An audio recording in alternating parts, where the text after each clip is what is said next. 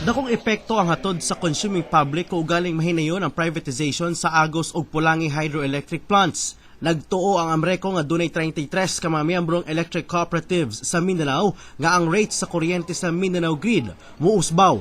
Mas labaw pa sa electricity rate sa Luzon ug Visayas kung galing mahinayon nga ma-privatized ang operasyon sa Agos ug Pulangi hydroelectric plants. Ang atong problem kay moingon balagi kay di naman ang government makasubsidize, di ba? Ang kani karon si barato bagod ang bili nato. Kinahanglan na agad government nga babayilin kay kung way mabili na government, mutaas man tanan para sa atong gasolina.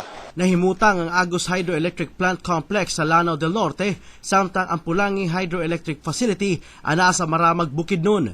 Gidumalahan kini karon ilawom sa SAM ug National Power Corporation.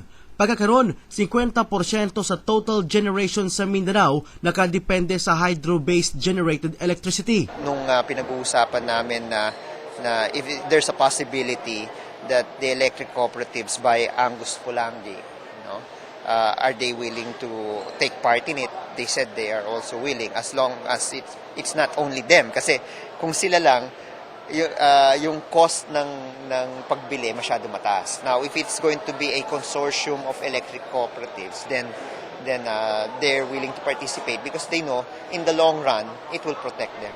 Wala pa'y konkretong impormasyon kung kanus o mahinayon bakaha nga ma-privatize ang duha ka hydroelectric plants sa Mindanao nga mao'y nahibil na lamang nga gidumalahan sa gobyerno sa ubos lamang nga rates.